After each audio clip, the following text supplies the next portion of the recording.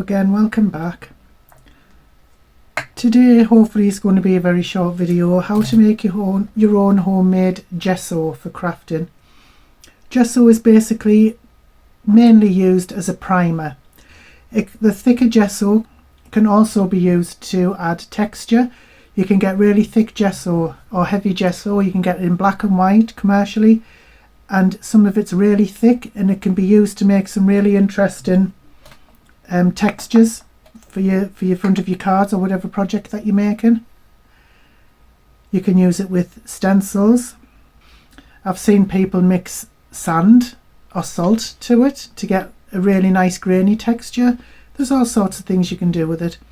I'm going to show you now how to make it just to use as a primer for instance on this piece of card. So it's going to be very thin and hopefully clear by the time it dries.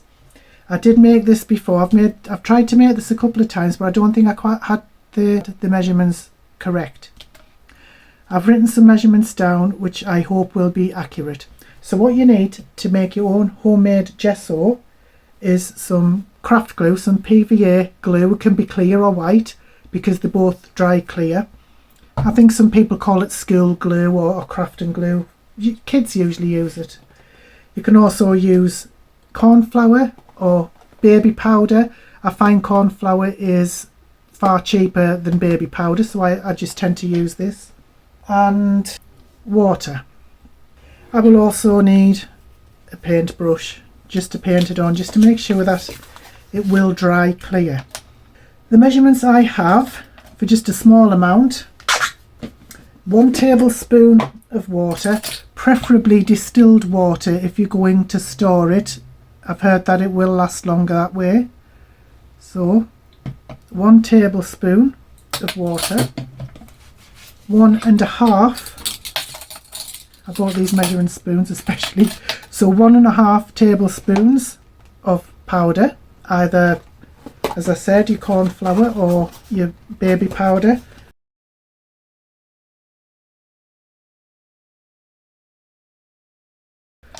You should really mix this with a fork, but I'm just going to use a spoon.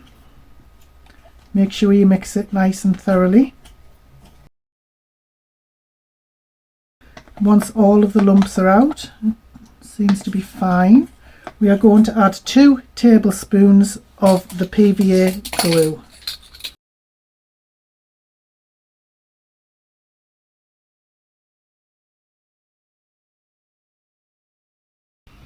Yeah, so I think if it's like a batter consistency, I don't know if you can see that.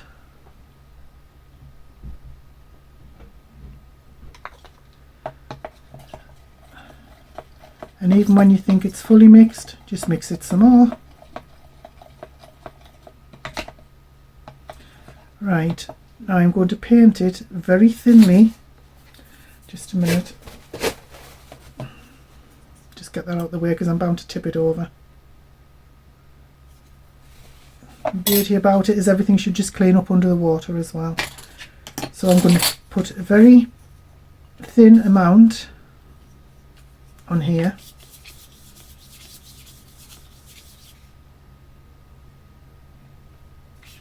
And it should dry clear. Don't put too much on or it will turn white. I know from experience. Okay, so you can see there it's more or less clear now. Might have a little bit of a hue, but I'm sure that's nothing to write home about. If you're going to store it, make sure you store it in an airtight container. I think these are so adorable. I got these from Amazon and they're just the perfect size and they're just gorgeous, so cute. I love them.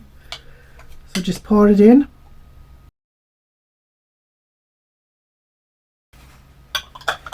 Make sure the lid's on nice and tight, and then you can just write a label and you could put on gesso primer. And I'm going to leave that to dry overnight. So thanks for watching so far. Well, I'm back and it isn't tomorrow, it's still tonight, but this dried nicely. For some reason I put on an extra layer of the primer, and I wish I hadn't because I wanted to give it a proper test. But anyway, technically the Gesso primer isn't used for watercolours, apparently, from the research I've done.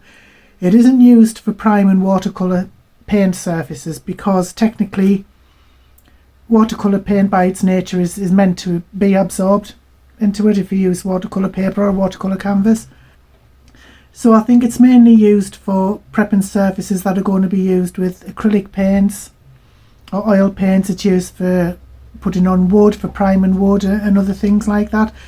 But to give it a thorough test, I thought I would use some very liquid ink, which is what I did. So these light patches here are the ink that I used that was extremely watered down, and these darker patches where it wasn't watered down quite so much. But as you can see, the primer has stopped the ink, the water ink, from going through, going into the surface, which I think's obviously what it's made for, is to stop the absorption of whatever you're putting on it. And then I got to thinking, what would happen if I didn't have any watercolour paper and I just wanted to use normal card? So just excuse the green tinge. I used the brush after I'd finished using the green paint, the green ink on that one. So I thought perhaps if somebody didn't have watercolour paper, but they wanted to make a card and they wanted something that wasn't going to seep through to the back.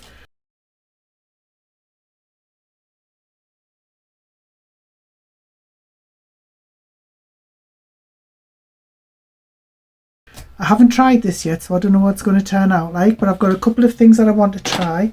First of all, I'm going to try watering down some ink.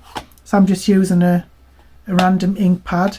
I've got a water-based one. I'm using a watercolour pen. These are great, these. Love them. It's green on there. I must use green a lot. All you do is just give it a little squeeze. Water comes out.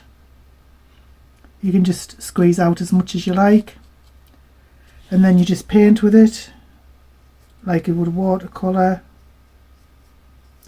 Yes, fabulous drawing, I know. Not.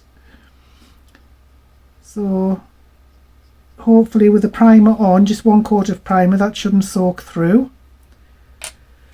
I'm going to give that a bit of a clean. I'm going to use a little bit of acrylic paint. This is from the mixed media art set that I highlighted in a previous video. Whoops. So I'm just going to put a little bit down there. Just a tiny bit, that's all we need. First of all, I'm going to try it without watering it down just to see what happens.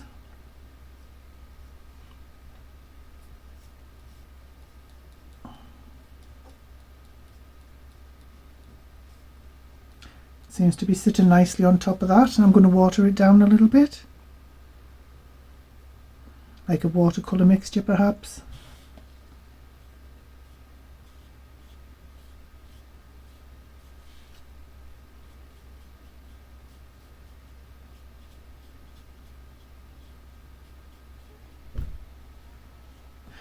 Right, I'm going to leave that to dry a little bit and see if it's going to seep through to the other side with that primer on.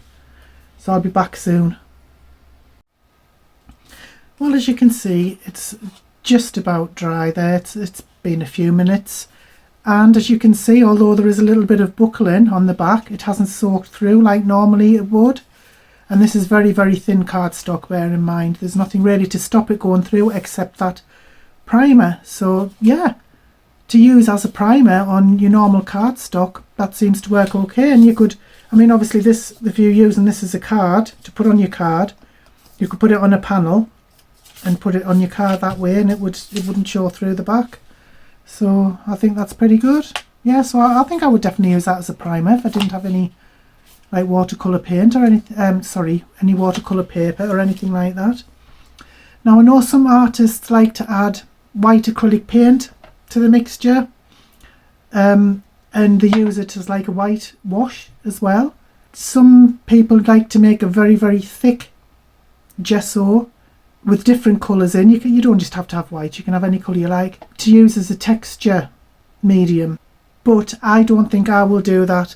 I think the texture paste that I made in a video very recent to this will do enough for me to add texture to my projects. I don't think I need to make a gesso texture mix either. I think the primer and the texture paste that I made previously is going to be fine for what I need. But by all means, if you want to try out the thick or the heavy gessos, they've got black and white, please do try it. Because like I said, you can add salt to it, you can add bits of sand to it to get a really nice texture, and then you could use a stencil with it, or use it with a stencil, and you can get some really nice effects using a thick gesso. But like I said, for me, I'm happy to use it just as a primer along with my texture paste for adding texture to my cards and other projects. So I don't know if that was helpful to you. I don't know if you would ever use it as a primer, but I'd be interested to know. So please do leave me your comments. If you're happy with what you've seen, I would appreciate a thumbs up and a subscribe. That would be absolutely brilliant. But in the meantime, have a wonderful day. Bye bye now.